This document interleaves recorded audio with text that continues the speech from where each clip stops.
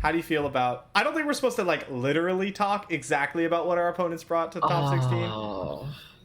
Yeah, because on one hand, that's like the first thing I want to talk about. On the other hand, they said don't leak the deck lists. Well, I'm just not going to So leak the deck list. I'm just going to okay, vaguely talk okay. about what people brought and how it lines up against what I brought, or how I think it lines up against what I brought. It's a classic rally deck. I wonder what that could be. So for anybody who doesn't know, they made us lock in our Worlds decks last night. Worlds isn't going to happen even for Group A for me until the 16th, but decks had to be locked in last night for some reason. And they told everybody, at least on the Worlds chat, what those decks were today. So everybody is going to be kind of madly scrimming against those decks. Yeah, we're just kind of running them into each other a lot. That was so stressful for me because I wasn't going to... They were due at, like, they said 10 p.m., right? But there was no time zone originally. They just said 10 p.m. And Riot does everything on Pacific time because they're in LA. Except when it doesn't. Except they're doing Eastern because this isn't Riot. I think that this is like another company. Really? That's what I think. Or people who like aren't at Riot. They're not like. But the rioters. question is it Battlefly again? That's the real question. I have no idea. But like it's some, and so they're running on Eastern time, but we didn't know that, and so my 10 p.m. Decklist submission all of a sudden turned into 7 p.m. decklist submission on the same day, and I wasn't even home. I was in LA, and I had to just kind of be like, okay, I'm like just riding on the car ride home, stopped at like a gas station so I have Wi-Fi or whatever, just like, okay, this is the deck list, right? This is the right one. Okay, click, share. Okay, is this the right email? Yeah, this is the right email. Okay, let's paste it. Wait, let's go back and make sure that's the right deck list again. And it was so annoying to have to do it on my phone. It was so stressful. Yeah. And then I couldn't, like, I obviously couldn't really practice, like, from Thursday when I left to all the way till decklist submission. So I don't know. I just feel like I feel a step behind. And I'm not really sure if that's actually true, but people are showing up with tech that I, like, didn't feel exactly prepared for. Some things that I go, ooh, that looks pretty good, right? Like that kind of stuff. I didn't get to test out the new decks as much as I wanted to. Like I really wanted to put a bunch of time into the shelf deck. We have our second Jason. Oh, we do? Okay. Yeah, I can't hear him. He's here. Hold on. He's not actually. I'm here for you. Oh, I can hear you. Cool blue hat on. We have achieved the second Jason. The highest achievement of any podcast. Being Very a second important. Double Jason. Double Jason. Double the Jason, double the power. So yeah, basically I just felt behind, and like today I was looking at, or last night I was looking at the deck list, and I was just like, God, I wish I'd have put more. I wish I'd have been able to like put more time into stuff. I really wanted to test out that Twisted Fate Gangplank Vandal City deck more, and not just like play it on ladder and see if it's good, because that's not enough, right? Yeah. You can't just play 10 games on ladder and go, this deck seems powerful. That's not good enough for World's top 16. We'd have to like seriously put time into it, and so yeah, I didn't have the opportunity to do that. So I fell back on basically what we thought were just the most powerful things you could be doing, which is basically your lineup. Not basically, it just is. I think we're on 119 out of 120 of the same cards. Actually, it might be 120 of 120. That it might be full 120. It might just be full 120s. We're just here to like do powerful things and hope you die. Like, yeah, basically it. I gotta do what you gotta do. Am honestly not surprised by much of anything in the top 16 so far. To be fair, I've only really looked at our groups. I've not looked at Group B and not looked at Group C. I'm a little bit surprised, but I don't know that I can talk about the things I'm surprised about, because like I kind of hate it, right? Like I want, like that's the main thing I want to talk about. Just don't talk specifics. Just be like, this champion showed up more than I expected, or something like that, right? I was surprised about how little Bandletree showed up. I was not. Okay. Because I expected a lot of people to bring Poppy Rally, and if people are going to bring Poppy Rally, you can't play Poppy in your Tree deck, and Tree loses to Poppy Rally and Sivir, which was gaining in popularity. and Draven Caitlyn, which I expected to be here in like hordes. I expected Draven Caitlyn to be in almost every lineup. There might be 1 or 2 PNZ Nox decks running around. Just a couple. There's a couple. There's a few. Yeah, it's The just entire PNZ Nox is just like it right now. It's just really good. Like the people bringing Scion are just bringing Scion because they want to try to beat the PNZ Nox mirror. That's basically it. I honestly still think that the Scion deck is just better than Draven Caitlyn, but I get that I'm a little outvoted on that one. I'm a huge fan of Draven Caitlyn.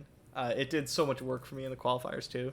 Or the Draven Ezreal variant, whichever one. The Tri-Beam Draven deck, as opposed to the Scion. Are all decks open now? Yes, we can see every single list in the top 16. I just ignored the ones that we weren't going to be playing against until top 8 because we'll get there when we get there.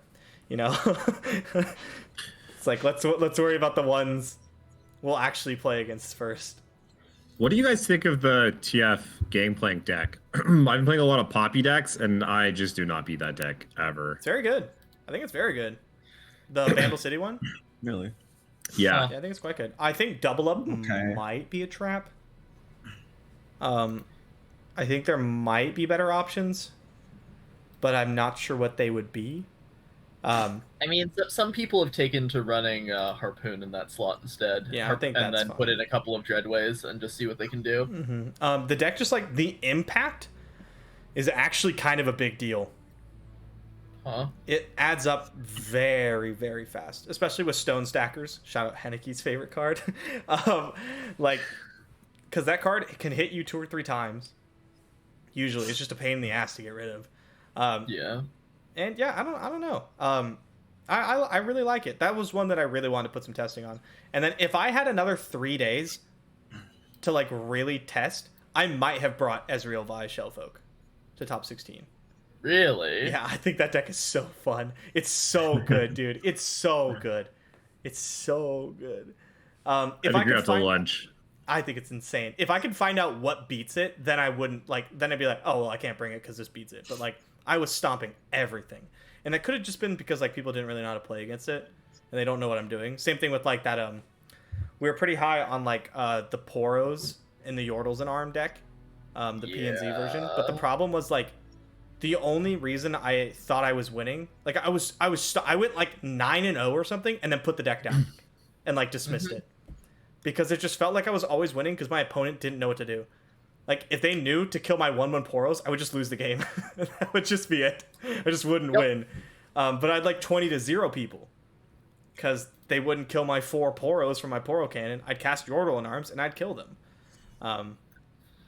So, I would have liked to test it more. You can't bring that type of deck to a tournament where you're going to play against only top-level players, right? Oh, yeah. It's just not an option. And if they don't already know, they'll figure it out, right? They're going to be testing. Yeah. The rally versions just seem better. I agree. Like, Poppy's just really powerful. All the Poppy decks are pretty good. And I feel like the hierarchy goes like Demacia rally version, and then Ionia, and then the Noxious Yordle in Arms, and then Tree. Noxious Yordle in Arms? Or whatever it is. The Yordle in Arms the PNZ one? Yeah, I guess so. So what you're telling me is that Poppy and Rally is really good, and maybe if someone had been telling us that from the very beginning, then we could play that deck and it would work out really well. Look, I tried to tell you guys, but like one of mine just controls the group, and he was just like, "That deck's trash. No one play it." That was my recollection, anyway. I mean, it is super strong. I was really struggling with it. I couldn't quite figure it out. I couldn't get it. I very much have a hard time with rally decks.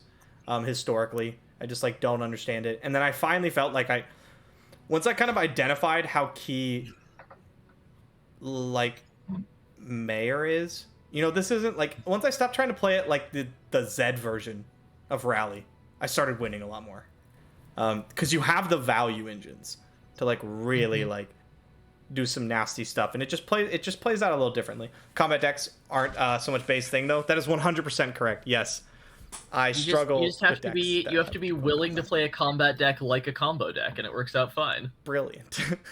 Brilliant. The type of decks I play that like involve in combat are decks that like are attacking to deal damage or trade their unit every time. This is like Draven Ezreal, right? Like, if I'm attacking, I'm either dealing 3 to you or we're trading.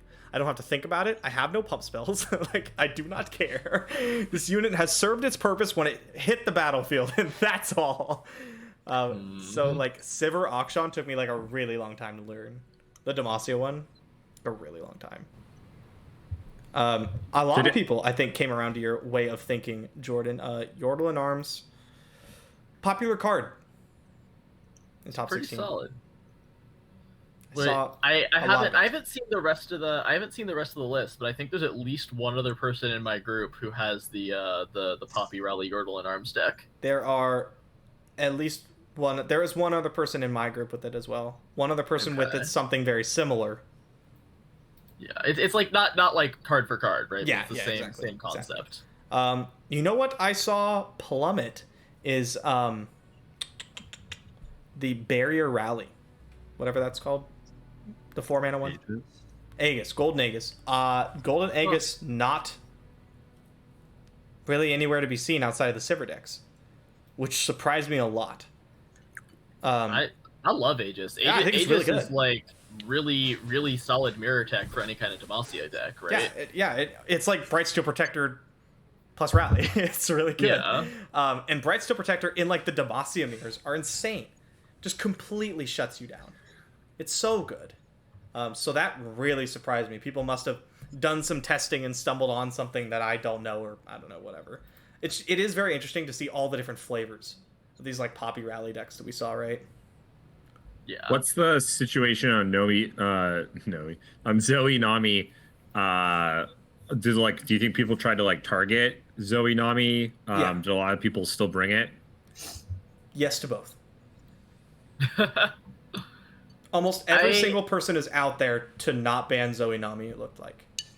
Really? That's what, like, every single person's lineup is not dead to Zoe Nami, right? There was like a lot before in like the qualification rounds where you just run up against someone and you're like, okay, you have to ban my Zoe Nami or I beat you. This, at least in our groups, I feel like very much is not the case.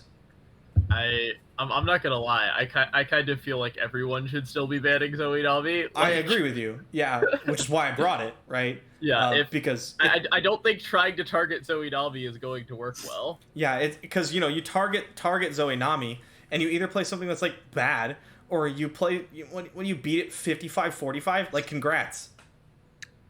Sometimes I'm gonna draw Nami on 4 and you're gonna not have the best start and I'm gonna kill you.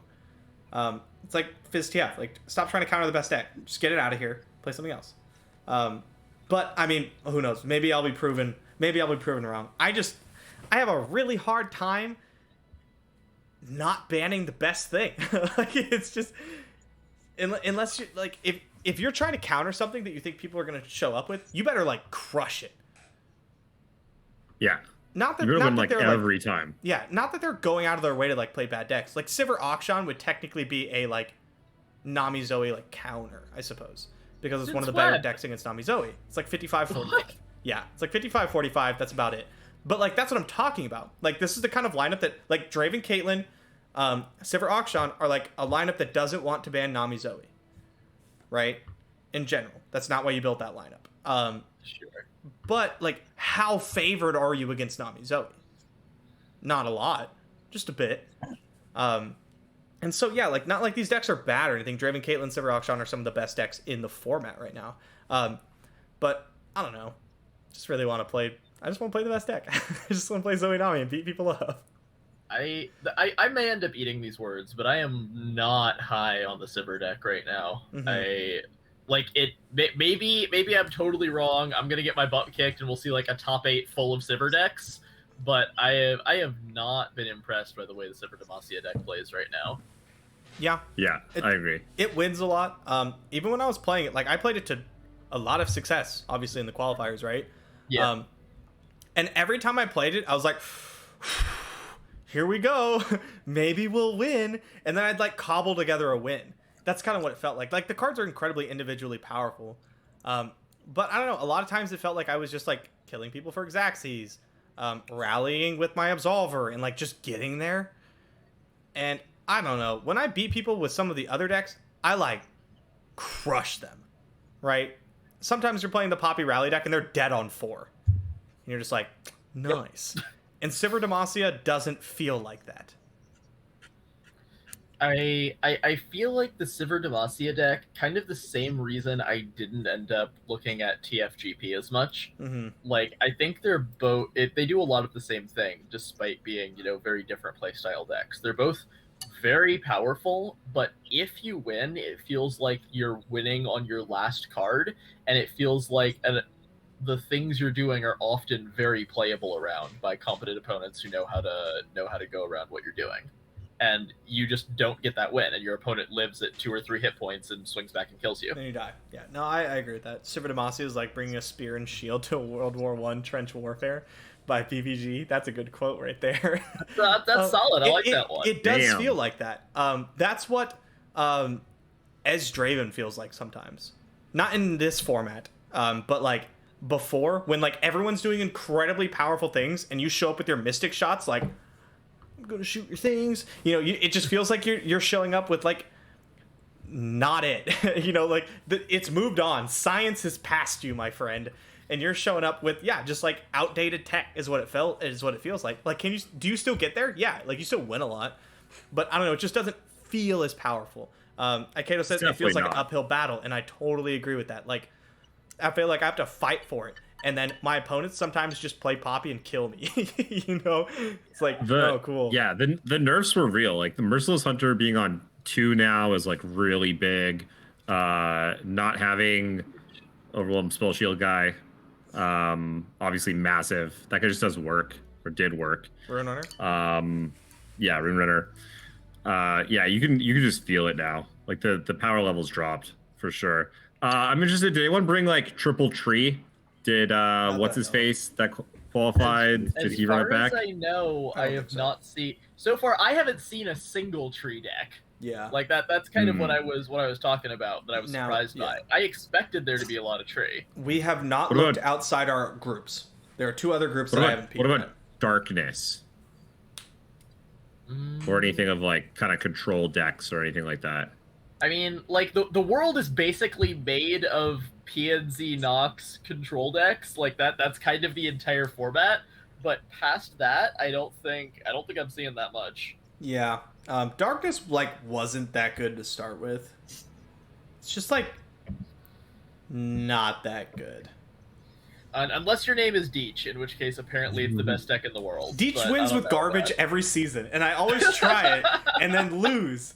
Like, he was preaching that, like, Aphelios was hot all last season. And I was like, all right, man, I'm going to try it. And then I go to play it, and I'm like, this is so bad. Like, why am I playing this? I have to work so hard just to contend with every other deck. Drizzt doing well with it, too. Yeah, I mean, some people really, really do well with it. I just don't think it's that good of a deck. And then I feel like when you're playing against someone who knows to, like, just not let you, like, up your darkness ever, if you can, it gets really hard. At least that's my experience with it. I also felt like the lists weren't super great. Now we're getting to more refined lists, but like, I don't know. We were running a bunch of crap in Darkness early. It just doesn't feel good enough. I mean, honestly, if I'm going to run Bandle City SI, I'd rather look at this new Poppy atrocity. Oh my god, atrocity by Tristana. Let's go. It's so funny. Sorry, what is this? I haven't heard of this. You haven't seen it? You want to explain it? Go ahead. It's like there's an Allegiance deck pretty much with Bandle City. It's with Tristana, and the Allegiance card that is a 4/3 that summons a Yordle that costs 3 or less. And that card is freaking nuts. I didn't know that existed until I played against that deck on ladder. I was like, what the heck does this do? And then he summoned a Bandle City Mare with it. I was like, alright, that's it. But that aside, it's just like it's very similar to other Storm decks. Where you have the Bandle City package, you have the Tenor, you have the 4-drop Allegiance card, and then you just have like Tristana, which I think is like quite underrated, but it just doesn't seem, it seems hard to get her to work. But just like being able to stack like the impacts, and then you have Atrocity for Tristana to get like a 10-4 or something. And you also have Splinter Soul in the deck with cards like Bandle City Gunner and other like random crap. And it's so much fun just because it feels like a lot of other Bandle City decks. And it's just a different variant of it that has like its own kind of unique win condition. But you kind of just plays similarly to other Poppy decks in a way, I think, without the rallies, of course. And you just get to play a different region combination with different champions, and I think it's pretty unique in that sense. It's really cool. You're playing Aloof Travelers, Poppy, and Atrocity. It can't be that bad. Yeah, you can fill in the rest of the cards. You got mayors in there. You can put whatever else you want in there, and it's still going to be fill pretty in the good. blanks. You're gonna do good. You could honestly get off of Poppy in that deck too, and if you want to like totally run like some like triple Bandle City like mid-range Jagger or something. Mm-hmm. Did anyone go like crazy and like bring like Lisa and Zoe or some old school tech? Someone went crazier. Not with old school tech, but There is at least one person, I'm not naming names, who went completely off their rocker, and we're gonna see if it pays off. But it's a bold move, Cotton. I mean, I kind of hope it does, but I have to hope it doesn't because I'm in the same group, right? Is it the person who tweeted about it? It is exactly the person you're thinking of right now. Yeah. Oh, the hopium. Yeah. Yeah, it's gonna be a good time to watch. I think they might have OD'd on hopium, but we'll have to see. We're gonna find out. I don't know, man. I saw the list and I was like, what? That was actually the first person's list I pulled up to in my group because I have like a notepad sheet with like all the lists I'm going to be going up against every deck and like some notes on the like the lineups and like matchups in particular. That's like what I'm compiling right now. And it was the first one I put in there and I like loaded it up, go to like the, you know, Mobalytics thing, the deck builder, paste it in the code, and I went, that can't be right. I went back and copied it again. Like, I must have done something wrong. What's going on here? Yeah. You guys will know exactly what I'm talking about when you see You know it. what though? I'm surprised more people didn't try and do that because like we've seen by the last few seasonals, the top 32 ends up getting taken down by someone that's just coming out of left field, like Duckling, left field. Whoever originally like won it with Deep before that was pretty left field. Deep was still like under the radar then. Yeah, but you don't. When you get those smaller amount of players, like you can target a lot easier. That's true. But I have 3 days to practice against it. You kind of lose that edge, right? Yeah, but did anyone know that though? Did you guys know that deck lists were going to be available right after? Yeah, I mean, we assumed. We assumed that deck lists were going to be available because otherwise, why are they making us lock it in a week early, right? Yo, King, Oh, it's for thank you so content. much for the raid. I appreciate that, man. Welcome to the Magic does it for show. content. They just do it so that they can give it to the casters and everything, and they can know what the heck is actually going on. So they're not just like loading up on day one, like, oh, looks like Bay brought Zoe. Thank God. We know what that deck is. That's typically the reason. Love the show. also Have a good think- stream. Thank you. Appreciate that, man. And I also Thanks just for think coming by. that like a lot of the new decks are just like so strong. They're And so strong. even like some just like straight up counter some of the older decks. Like if you brought Deep and you just get your Nautilus like aloof, like what are you doing? Have you really played those old decks? They're awful now. I haven't played a Yeah. season. They've It's been pretty rough. so power crept. I tried to play Thresh Sol for like a solid 25 games, and Of course you did. I got bodied, man. Like I was down like 100 LP, and like I don't know. I'm used to that deck working in basically any format, and I couldn't make it happen. Yep, it's rough. I think the only old deck that's doing like well is like GB Sedge, right? Yeah, GP Sedge is doing very well. And that's because GP Sedge just has leveled Sedge, because leveled Sedge is just so good that it can beat out both the Poppy and the Scion decks, right? Mhm. Yeah, exactly. And potentially even Nami. Like GP Sedge can beat basically anything with its like best draws, while like interacting with you, which is why it's so good. It's still here for that exact reason, and I expected to see it quite a bit in top 16, and I think it has definitely shown up in top 16. Yeah. And it's just, I don't know, it seems like it's mostly like 50-50 against a lot of things. I obviously need to put in more testing, but like The reason it feels so powerful is because the way that it's 50-50 is very polarizing, right? Because it feels like there are a lot of matchups where if you have either leveled Gangplank on 5 or leveled Sedge on 6, then the game kind of ends. And sometimes even level Gangplank on 6 is fine. And it can just be really, really hard to deal with that. And then sometimes they just play a couple units and you kill them and you're like, well, and you immediately forget about that game. Yeah. But you remember the time to go like triple aggro or burn? I wanted to so bad. And I couldn't get a tight enough burn list in time. And I think that might have something to do with the length of testing, because I honestly think that triple burn was a really, really good place to be. And I tried it in OLS, and it was just a little under the power level. And I think if I'd maybe had like another week and a half, I could have been on triple burn, and I just did not have time to get there. Burn. Did anyone bring that though, or like aggro? Yes, but not in the way you're thinking. They just slanted things to be more burn and aggro heavy. Yeah, it's not like someone decided to bring actual full-on burn or full-on aggro decks. Yeah, there's not like Teemo burn PNZ Nox, right? That's not here, but there's like, some sets of people that are like just putting extra reach or kind of slimming down the curve in some of the more meta decks and trying to go under. But I did not see any like full-on aggro tech. Yeah, me neither. But again, we only really looked in our groups. So there could be. Yeah. For people that don't know, not everyone plays on every day, right? Like half the group plays Thursday and half the group plays Friday, and then the top 8 plays Saturday. Is that it? Correct. Yes. So I think I'm on Thursday, Majin's on Friday. Yep. And then, cross fingers and we'll see who makes it to Saturday. Yeah, hopefully both of us. Because fully half the field will make it to Saturday, 2 out of each group. But it's stressful, man. It's round robin, right? Which is pretty standard, but it's single round robin. So we play 3 games, 3 matches. That's it. Yeah. So you pretty much got a 2-1. Like, technically you can squeak out if there's a 3-0, 1-2, 1-2, 1-2, and you win the tiebreaker. Do we know how tiebreakers are working yet? Yeah, but I tried to read it, and I didn't understand it, because I'm not very smart. So I just said, okay, I'm just going to 2-1. Not worry about it.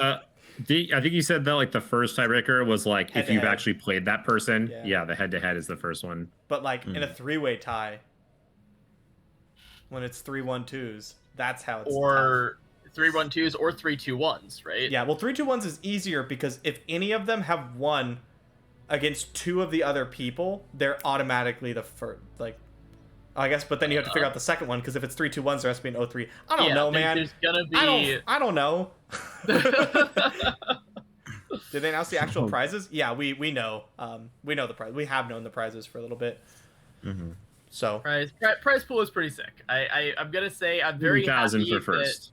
I'm gonna say I'm very happy that I've gotten as far as the money, because if I just totally bomb, at least I did something. You get some money. Maybe in 2 years, but you'll probably get it. I was waiting for it. It's coming. I'm just sitting here smiling, just waiting. Just gonna bring it up every single time it comes up. So dumb. I mean, that's fair. It's kind of ridiculous at this point. Yeah, it's getting a little late in the year. I got a question from the Discord for everyone. I mean, this will probably be a pretty straight, unanimous answer, but what do you guys think of this? So the question is, should Riot make part of the price of the seasonal battle passes to be put into the prize pool to generate more interest in the tournaments, like the International does, the largest esports tourney out there by a mile in terms of prize pool, essentially all community funded. I've always wondered why more. If you guys don't know, in Dota 2, they take a percentage of like, I think all of the money or something. They take a percentage of the sales from in-game items and stuff, and it goes right into a tally, and you can just see the prize pool going up and up and up and up and up and up and up, and then it ends up being like tens of millions of dollars. It's like 50 million, 100 million. It gets like crazy big. Much, but it's a lot. It gets like 50 million, doesn't it? I don't think it's quite that much. I thought I got like ridiculous. I got I think that's cool. I think that's super sick. I don't think it'll ever happen, but I think it's really cool. Here it is. So yeah, International 2019 distributor prize pool 32 million. Yeah. What the fuck? Yeah, no, but Dota has the biggest prize pools in the world. Yeah, but that's why though, absolutely insane. because they do that thing specifically. They put a percentage, and I've always wondered why other people don't do it, because it encourages you, because you kind of feel it's like a feel good to buy more stuff, right? Like it's coming back to the community, it's coming back to like the pros. If you're a wannabe pro, obviously like Dota 2 much more difficult, but like if you're a Runeterra player, you could totally top 32 seasonals. Not like me, but like, you know, any normal average player could totally, you know what I mean though? Like that's not like it's not like trying to win Dota 2, like the invitational. Like that's super freaking hard. So maybe you don't have that feel. But for the rest of us, for a community like this size, or even Magic's size, which is very large, but you could still go to the Pro Tour, you could still bank a tournament. I don't know, it just seems like it would feel so good. Like you're not just flushing your money or just throwing it in a hole. It's like, oh, it's actually like you kind of know where some of it's going, and it's back to all of us. And like, I don't know. It's also just knowing that like the players are getting paid. That always makes me super happy. Because like most of us are just out here like starving gamers, content creators trying to make it. I think it's a great idea, and I don't know why more companies don't adopt it. I mean, one, it means less profit for the companies, right? And two, Sure. You have to measure that against like, okay, well, how much money would we be giving up? It'd be this percentage. How many more people do we think we would get interested in the game because of this? And the answer is not many, right? Like, the people you'd be getting... You think big prize pools don't bring people in? No, I totally think it does, but I think it brings a certain type of person in. And Yeah, that's us. not... Yeah, us. The four of us. The 1%. Right? What percentage of Runeterra players are even know what seasonals is? 10? I mean, I would say most Runeterra players probably know what seasonal is, but I definitely agree. What are you talking about? It's got to be way more than 10. I definitely agree that the math does not really add up. Here's the thing. For that kind of thing, hold on. Stop right there. What do you mean the math doesn't add up? We haven't even discussed what the math is. It would be so easy if you were just like, okay, this is the percentage of sales that equals 80,000 per seasonal, because that's like how much they give away currently. And you're just like, okay, so this is the percentage that we're going to put in the prize pool. And then if it just stays at 80,000, like, okay, well, they haven't lost any money. And like, if it goes up, well, then like maybe you've generated more like revenue. So like the math doesn't necessarily like the math can add up. You know what I'm saying? I think it is unlikely to be the kind of thing that is net positive from someone who is just looking at a profits perspective, unless you go into it with a very specific marketing objective in mind. I think you could do it. I think it would have to be significantly more complicated on the back end than it would look on the front end for us. And they're already kind of saying that they don't have the people to do all the things they want to do cross chart. So, and Runeterra, like, they don't seem to be incredibly interested in steering Runeterra into a competitive esports environment. Like, this doesn't seem to be in their top 3 things they want to do, right? Which I get. Like, it's a card game, it's an online card game, it's free to play. Esports for card games historically haven't been insane, right? Like Hearthstone being the like maybe Magic like being the outliers, but you know it's tough for card games. And I imagine like Runeterra, if it's profitable, is barely profitable. Yeah, we don't know. Here's my question to you guys. Sure. So the game is really good, right? Yes, agreed. Can all agree with that? How do you get people to come play it? Advertising. Yeah. People to play card games first. Yeah. Like the answer is you steal them all from Hearthstone. Yeah, you don't get non-card game players to play card games. That doesn't really happen. It does, like sometimes, right? But like, that's not true. Like a lot of people, like freaking Henneke's the goat practically, or until Worlds. Poor Henneke. Love you, Henneke. I guess calling him the goat for something. Anyways, he came from like Pokemon. You know, he had never played a card game before. JO1 never played a card game before. There's like lots of people that came from League and stuff. Card game? No, sorry. He came from the video game. He didn't play the card game. Oh, he used to play like lots of League players tried LOR. Yeah, that's I think a little different because it's the League. But you know what I mean? Like, there's like what's the other game? Is that not Artifact. Gwent? I don't. No. We're running out of the one that LSV was like part of all the Magic players were part of it. Elder They worked on Scrolls it. one?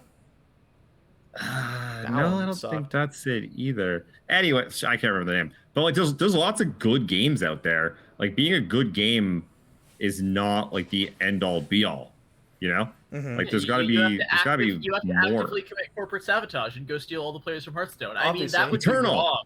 That Eternal? would be wrong. Eternal. Oh, yeah.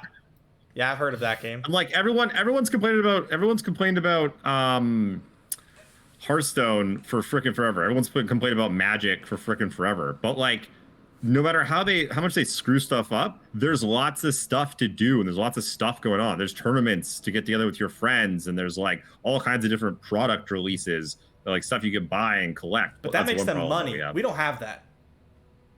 What I'm hearing is that we need to try to be setting up tournaments that are pay to enter. But the problem is that we've done that and it hasn't really gone very well as far as the Runeterra community is concerned. I think if we were going to do that, and I think it's a really good idea, that has to be on Riot through the client. I would love to see a pay to enter like Gauntlet or tournament style thing like Magic. That's how you make Gauntlet competitive. Yeah, that's how you make Gauntlet competitive. Yeah, but premium tickets or whatever, I'll pay for that. Riot shit. Coins, freaking Riot Coins. Exactly. Like I would absolutely, I'd play that all day. You'd never see me on ladder. I'd hit 150 LP, and you would never see me again on ladder, except for to record YouTube videos. But that's it.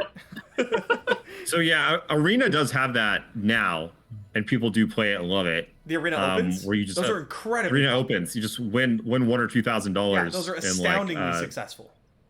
Yeah. Other than that, though, typically like just play to enter tournaments for cash money like don't really work because it's just like poker. Right? Like all the money flows upwards and like people can't just keep giving money anymore. The reason it works for Magic is because there's a big carrot at the end that's you get to go fly off to some part of the world as you used to.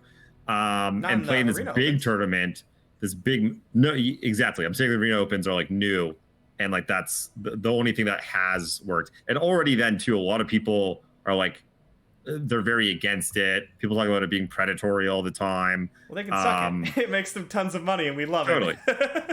Totally. I love it too. And that's why they do them sparingly, though, right? Mm-hmm. But typically, like big money tournaments on their own don't work.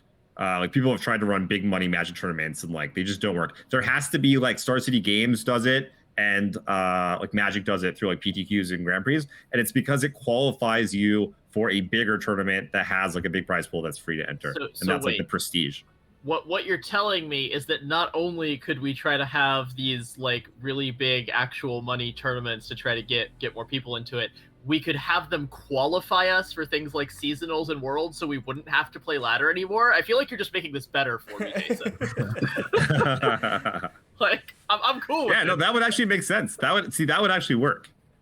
And also, like, give it another year, right? First of all, the game will keep getting better. Like, we're just coming out with more and more good things. And I don't know about y'all, but I honestly think this game is in the best spot it's ever been in. Vandal City's my dream.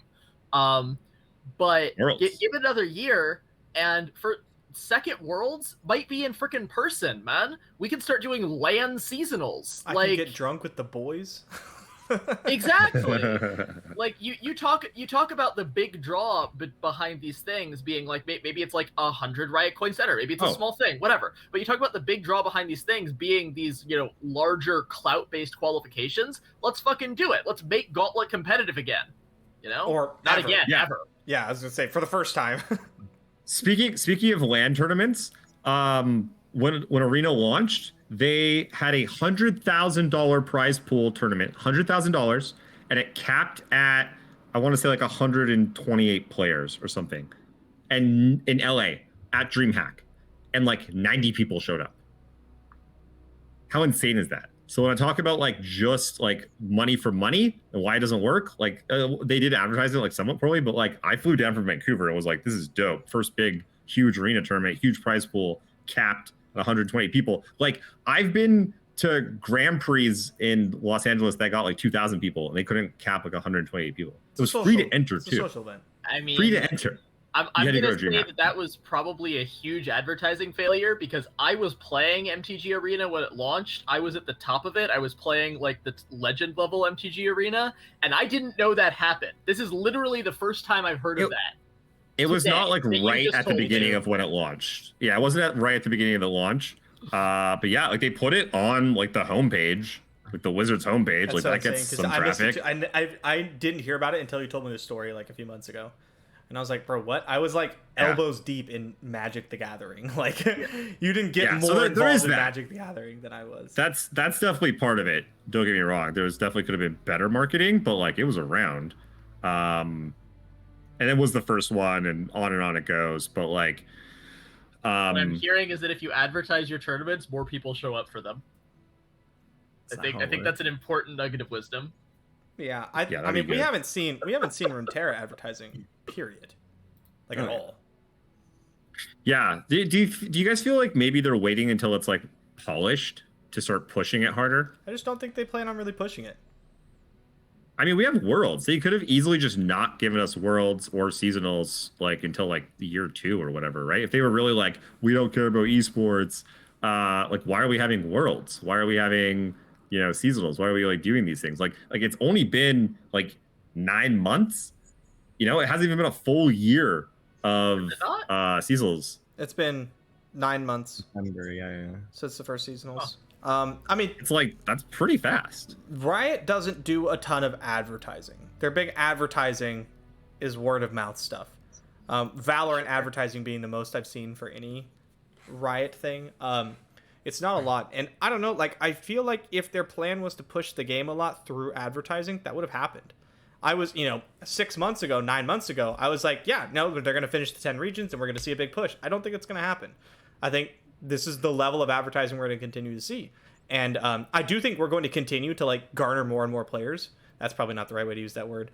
I'm kind of illiterate. But Abduct. You're looking for abduct. That's the right word. that too. Like, I do think we're going to continue to accumulate more and more players, abduct however we get them. And that's going to be great and everything, but there's not going to be a big push, I don't think. I think Riot wants the gameplay to kind of speak for itself, and there is merit to that. The game is fantastic. Obviously, I would love to see some big advertising stupid gimmick to get people in, because I think once people like play the game now, they're like, hell yeah. How many people have you talked to or know that like tried the game, didn't like it, tried it again, and now play it all the time? So here it all the time. There's a little bit of a small issue that I will bring up. There are a couple of people, and I'm not gonna name names obviously, but there are a couple of people that I have tried to get into Runeterra that have felt really stymied by the mandatory intro packet. Runeterra has a really, really good prologue that will teach you all the things, but the problem is the fact that so much of it is mandatory and you can't just jump in and start doing random shit if you want to. That is annoying. I've had that actually drive off multiple people from ever playing the game again, which is kind of sad.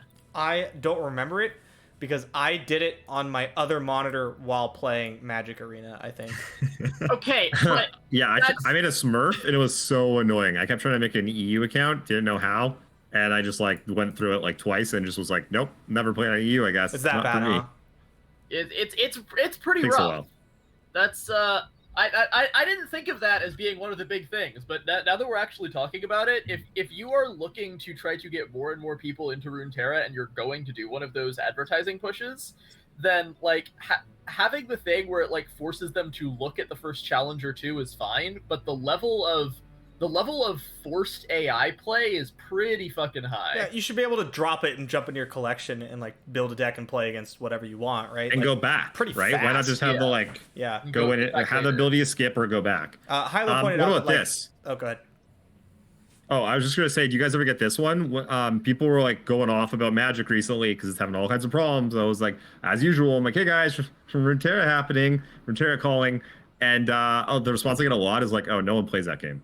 Because they look at the Twitch numbers and they're just like, Twitch numbers are very low. Very low. Nobody plays that game. It's a fucking tautology. No one plays the game because no one plays the game. The game is better. Come play. Yeah. It's not that hard. Yeah. Well, that's the thing. I didn't play it because I also was like, hey, what's I was like keeping an eye on it, and after the original big push, I like came back to look at it. I'm like, oh, I guess no one's really playing this game. It must not be good. That's the connection that you make. Everyone's like, heard of there's it. not a lot of no people one's streaming playing it, and why aren't they? It must not be very good. Yeah. I had that same the assumption that I made. And then I get that from a lot of people. It is way more popular on YouTube. Obviously, like if we look at like any Mogwai video, right? Way more popular on YouTube than it is Twitch. I think one thing that would be very nice, you talked about LAN events, something that would be really good is like the community for Runeterra, especially at higher levels, is so interconnected. We all know each other. We'll talk to each other. We're all very active on like Twitter and stuff.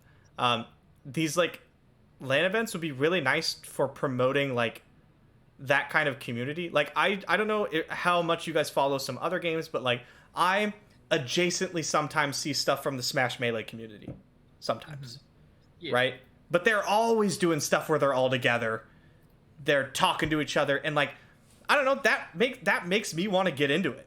Even though I have no interest in playing Melee ever. It just looks fun, right? And we don't really have that. Yeah. Like the closest thing we have to like going out and doing cool stuff with the people in the game is this.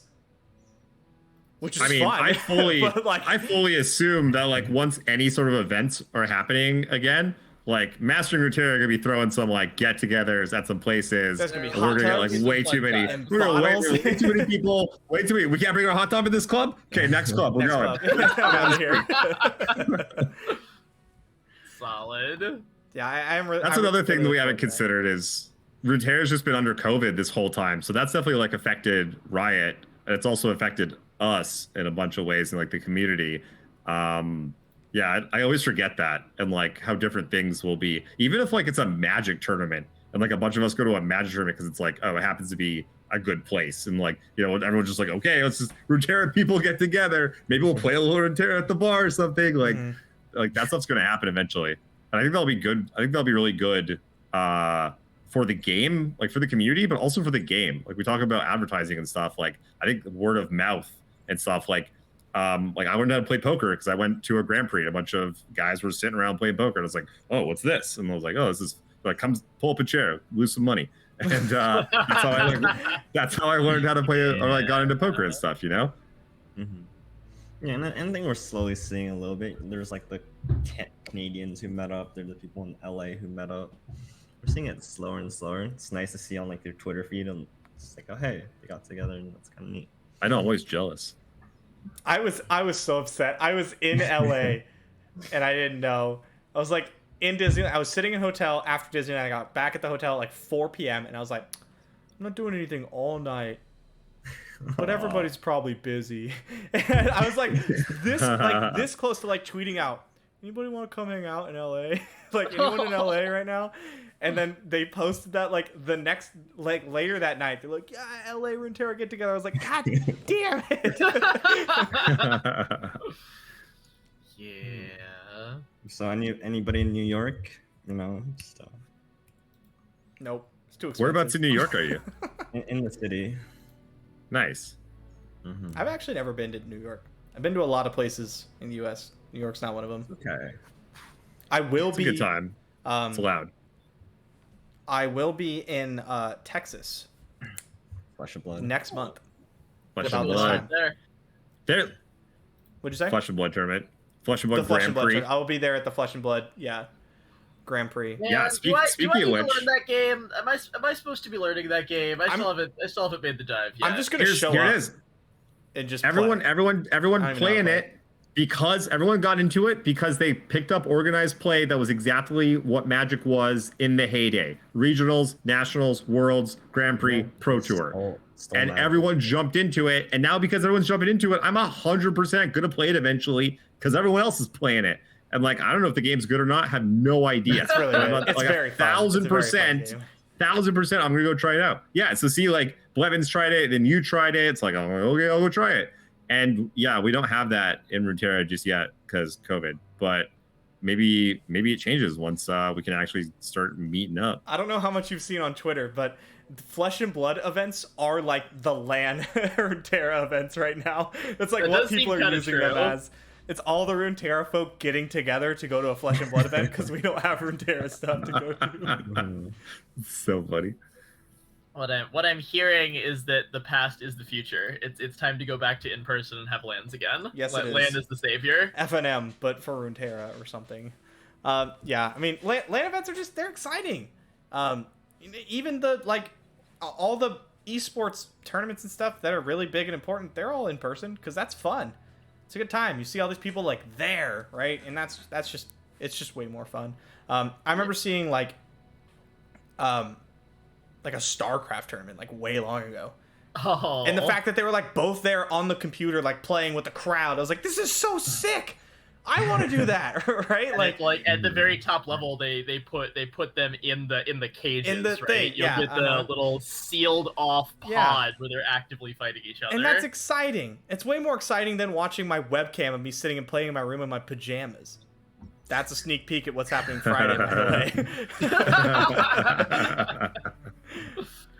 So yeah, hashtag how I won Worlds without putting on pants. Without putting on pants. Unfortunately, it's tough to do any kind of LAN events right now, right? COVID, especially because this is like not just Southern California tournament, right? This is like world tournaments. You know, all of America's tournaments. It's tough. So hopefully post-COVID, which I don't know how long that will be. Be shorter if people stop being stupid. I'm sorry, Runeterra show. We're talking about card games. Also get vaccinated. Back to card games. Oh man, yeah, it's brutal. It's brutal. I just want to play. I just want to play with my friends in person. It'll be good. Yeah. We'll figure it out. One day. Anything else? Any other like wrap up questions we wanted to hit on our way out? How you feeling about Worlds? Oh man, I have one mindset that I go into big tournaments with. Like no matter what the tournament is, I have one mindset, and that's I win, you lose. Like, yeah, I'm going to go in and I'm going to play my absolute best on the day. But the games that I play, and y'all know this. Anybody who plays this game at a high level knows this. Anybody who plays this game fucking at all knows this. You want to win. You want to win a tournament on the day. You have to be playing amazing, and you have to get really lucky. It's just like playing a fucking poker tournament, man. Yep. So if you go in with the expectation, I'm the god, I'm gonna win, you are setting yourself up for disappointment. It is important to have that confidence. I do think. Maybe not be cocky about it, right? But like the confidence really helps. Yeah, but you just don't want to be afraid. Yeah. You don't want to play scared. 100%. That's Don't play. But that middle line's good. For me, my biggest mindset like boon is playing without expectations, because that lets just me play whatever my 100% is and not worry about it past that. I get you. I tend to you tend to go into very big. You're gonna win the goddamn seasonal the night before. That's what you do. It was like 10 minutes before. Yeah.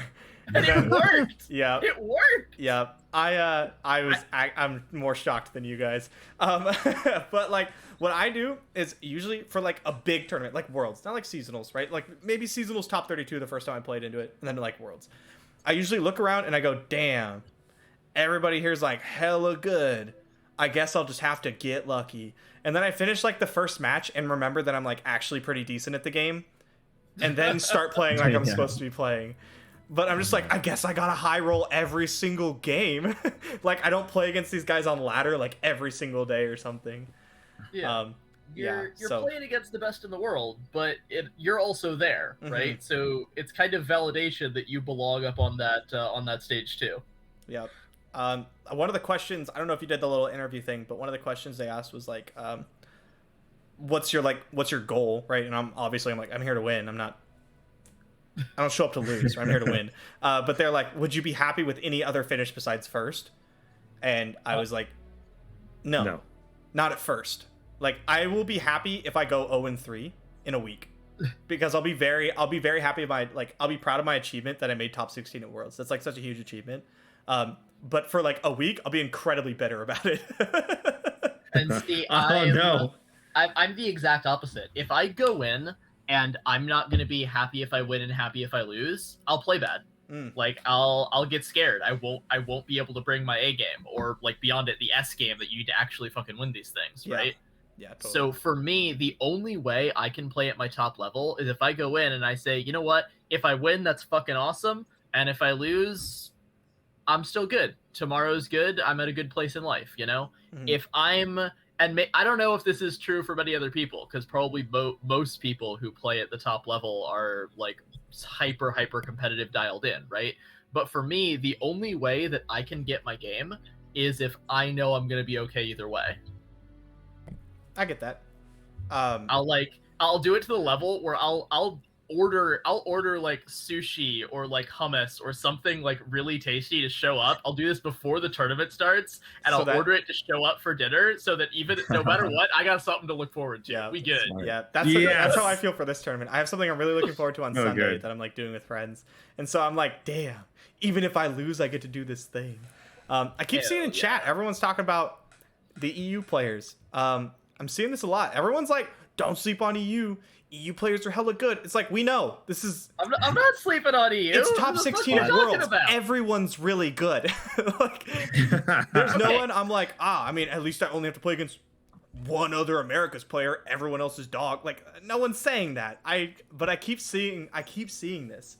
Everyone's like, okay, so bro, They tried to make us start drama in these fucking interviews. They totally did. I chose not to. Like, I literally answered the interview questions of, I'm sorry, I'm not going to start your drama for you. That was my answer to their interview What was the question. question? Go ahead. God. Yeah. They tried to say, all right, what region do you think is the best? Who do you think is your toughest competition? Who are you not worried about playing against? I'm like, fuck you guys. Like, I love you, but what is this? They were like, who are you? They said, which region do you think is best? And I'm like, I don't know. I've only ever played in Americas. I'm from America. I'm going to say America. Like, there's the most players in America. I don't know. And then I know, watch, they're gonna cut it. So I say, America. Fuck yeah, or something along those lines, right? That's how it's going to be cut. That's not what I said. And then they're like, who are you most scared of facing? I'm like, nobody. Everyone's really good. Like, there's no most. Like, yeah. Give me some actual questions about, decks and mindset and like how we prepped. I'm like, I'm not here for the drama. I'm sorry. This isn't like League or like a fighting game where I'm like, damn, Showmaker's Akali's really scary. Like, we're playing the same stuff. It's a card game. Sometimes I win, sometimes I lose.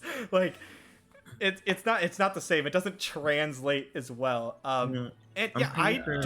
I feel like they're playing up this region aspect so much when I don't know about the other competitors, but like, I don't give a shit like what region anybody's from. No one cares. Yeah. Did you see the video that they released with like the casters? Yeah, where they don't even talk about the players. They just like mention the regions, and everyone's like, they didn't talk about anything. They're like, this is my name. This region is good. This region is also good. Region end. Like, what? The hell was this? Like, nothing was actually even. Yeah. God, it was so bad. And then Cephalopod pointed out NA and EU have been intermixing during Cross-Shard for forever now. How many players did you think were NA that were actually EU? Or like vice versa? Because this happened to me all the time. It's still happening. I saw the top 16 list and was like, wait, that doesn't make sense. They're both from EU. Figured out one was from Americas. And the same thing happened the other way around. I thought someone was from Americas and turns out they're from EU. It doesn't matter. It really doesn't. I'm gonna be real, and I apologize for the call out because I just said I wasn't gonna start drama. The only people who actually care about regions are BBG and Alan. Okay, that's it. Do they really? I'm sorry. I haven't. Well, I was gonna say I haven't heard them talk about it, but like I haven't had time to watch much of their content. Yeah. Did they talk about it? What do they say? Start that drama. Happens. Spill that tea. I'm just gonna say it happens. It happens a little. Yeah. I did hear that a lot of the Asia and SEA players were often not picking their region when asked what the strongest region was. I think that's like there's like a pretty huge stigma right now about Asia and Southeast Asia regions being less competitive, which I think is like doing them a disservice. Like, they're not nearly as deep as like Americas and EU, right? Like, the top 100 players of SEA and Asia are not going to be as good as the top 100 players of Americas because we have like 10 times as many players. And we play against better players more often. But like, I think the top, like, I don't know, let's say 5 players from each region are all like right there. They're all like the same, right? They're all incredibly good. And yeah, I think the whole like maybe shitting on someone's region is doing people like a bit of a disservice. And I do get like what they're trying to do, right? They're trying to say, let's make the drama, let's hype this up so we can get the viewers all ready for it and shit, right? But you can have some really awesome hype moments without making it full of drama. You don't need that. Like, that's not the way to do it, guys. I don't know. Yeah, that's not how people not recognize that's not how people identify themselves, right? They're not like most people anyway are not like, oh man, I'm from this region. Like, what are you talking about? Like, we have Australia. We have Australia with us in the Americas. Like, what? Yeah, I think it works with League, right? Because like League builds up this thing where it's the regions clashing, and the teams look forward to playing against the other regions for the whole year. Because they only get to play against their region, and like regions play differently. It's really exciting. You get to play against these superstars from other regions. I just don't feel like it works in a card game setting. Like you mentioned, I don't think of myself as an Americas player. I am technically from Americas, but like you think of yourself as a fucking Lee Sin player. Yeah, exactly. I really would have liked them to build up, not just because I am one. I would have liked them to build up the player profiles more. Maybe play that angle. Like, I don't know about you, Jordan, but like they didn't talk to me about anything at any point in this process. Like, there's no way that anyone who's not one of the casters that have already cast like tournaments I've been in and stuff can say anything about me. Like, they don't know. And I imagine the people who aren't as like public facing, like I stream a lot and stuff, right? But a lot of these players don't. Like, what are you going to say about them? And I feel like if we had more information on these players, play up the player profiles more, than maybe just mentioning all 4 regions in some random promo video. That's a great point. Yeah, really people always talk about how like they want to know more about the players and stuff, and I've always been kind of lukewarm on that. I'm like, I don't know, do I really? But yeah, 100%. No, that's totally true. Like if they had player profiles coming out, because I don't know, I literally know almost none of the players outside of like U2, Alan, and like Saichu. Like those are like the like there's a couple more, but like most of them I don't know anything about, like actual zero. And they're obviously very good players that like I'd love to know more about, so that when I'm watching their matches, I'm not just like, maybe they'll win, maybe they'll lose, maybe they'll play that card. I don't know, waiting for fucking One Am I to come back on, right? Like that's how it's actually going to be. Whereas if like I knew who they were, I'd be like so much more invested in it. Yeah, and it's like it's not that hard. Like even if they don't stream, they don't put out YouTube content, and they don't have like a huge like tournament portfolio, I guess, like pick what they want or whatever, and just be like, this man qualified for Worlds by being one of the best Plunder players in the world. They brought their favorite deck here. Plunder is in there. Like that's something I can latch onto that. I can be like, I like Plunder. I'm gonna root for that guy. And that's like kind of what Giant Triple Tree doing, right? Yeah, like, and they're doing a very good job. Boulevard Giant Slayer does a very, very good job, and I would love to see more official. Casa preps for like he knows, he gets to know the players. It's great. Shout out to Casa and Giant Slayer. Why in God's name is Giant Slayer doing fight nights and seasonals but not Worlds? Like, who made this call? To be fair, they don't do top 32 for seasonals either. Oh, who does top 32? Right. Swim. Yeah, swim. Freak. Right. All right. I think I am signing off. It's been a good time, guys. All right, man. Thanks for coming by, dude. Yes. Yeah, like they do a really good job though. I love pushing all this kind of player profile stuff. I'm so excited every single time there's a seasonals to read the players to watch and the power rankings. Yeah. Even when I like, is it because you're always at the top? No, even when I wasn't in it, even when I like didn't make top 32 and I wasn't in, I was like, so I love reading that stuff. I love getting the little like blurb about each player. I think they do a fantastic job. They being like Blevins and Boulevard, right? They're the people who write all the blurbs and stuff. I love reading that like little blurb, what they play, what they're like known for, their previous accolades, maybe what they did in the past regarding like competitive games. It's just good stuff. And then that makes it so that when I'm watching random seasonal match number 5 and I spot one of the names that was pointed out, I'm invested already. I know something about this player. I know that they really like Lee Sin, and I really like Lee Sin, and so I'm gonna watch them play Lee Sin. You know, like I don't know. It's just nice to have something, especially when it's over like online, and a lot of people don't even have player cams. It's so like impersonal. It's just a name. There's no like. Speaking of which, good. Sorry, I didn't mean to cut you off. I was curious. Are people allowed to stream? I assume so. You're talking about streaming your pajamas. I actually have no idea. I do not know. I would assume so. Because I have to stream my perspective to them. I stream it on a different profile, and they take that from my OBS. 99% sure we can't stream. Yeah, I do not think I'm allowed to stream, which really sucks.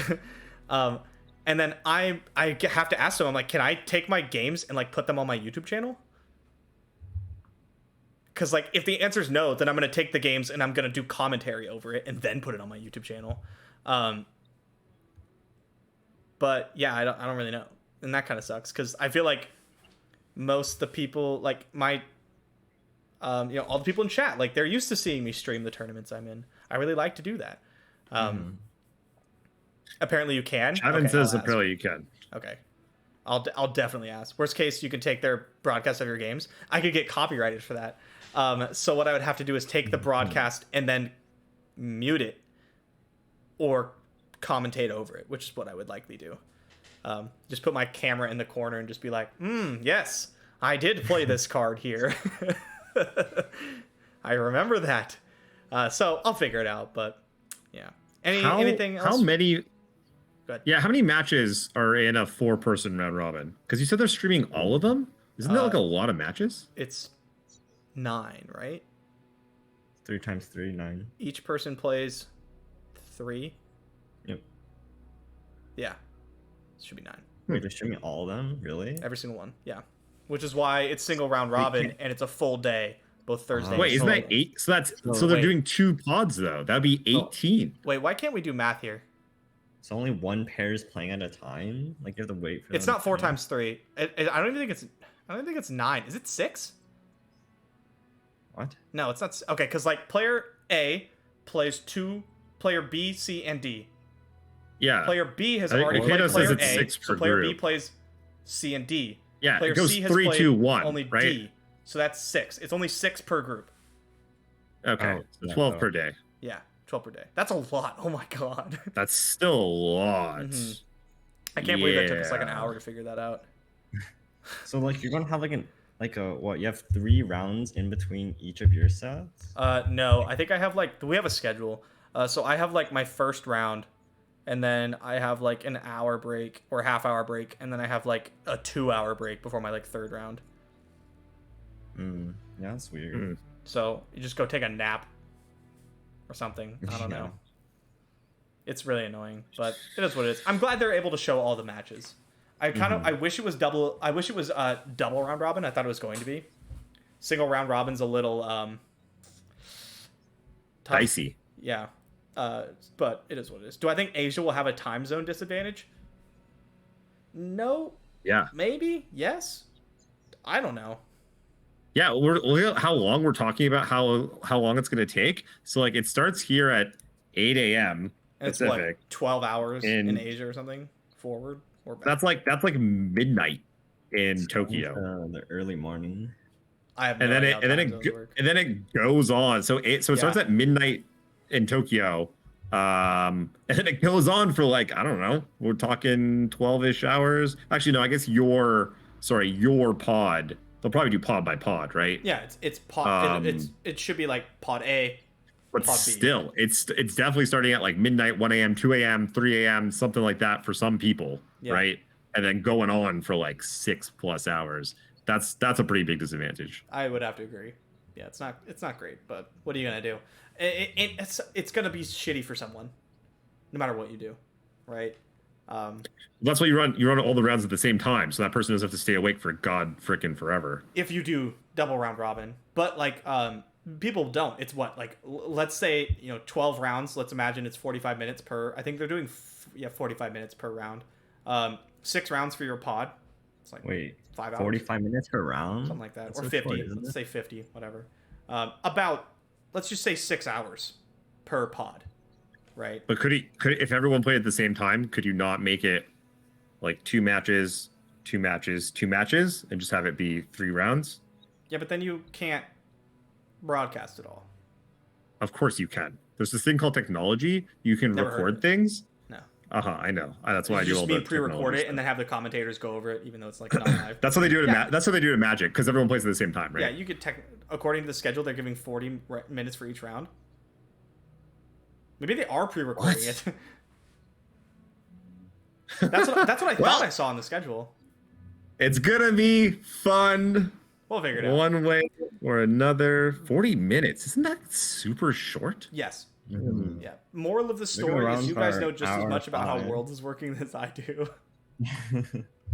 Maybe Well, even more. I'm glad I'm viewing from the back seat. Hmm.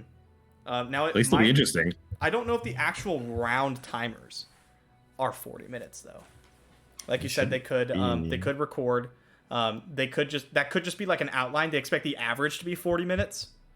That's probably it. I think it's just a rough Get outline. delayed by like 2 hours because they That could be it. expected 40. That could be it. Or players in Asia just passing out. Yep. Like, did they disconnect? No, they just fell asleep on their keyboard. Mm-hmm. All right. Well, I'm in ramble mode. So anything else we want to cover really quickly? We're just gonna end it. All right, guys. Hey, last one. Okay, Last one. Go ahead. If you want to see Majin Bay One Worlds in his pajamas article, masteringruneterra.com coming. It is to you coming. soon. It's coming, and I will write an article if I win for sure. Good luck Thursday. Thanks, Cephalopod. All right, guys. Thanks for coming by.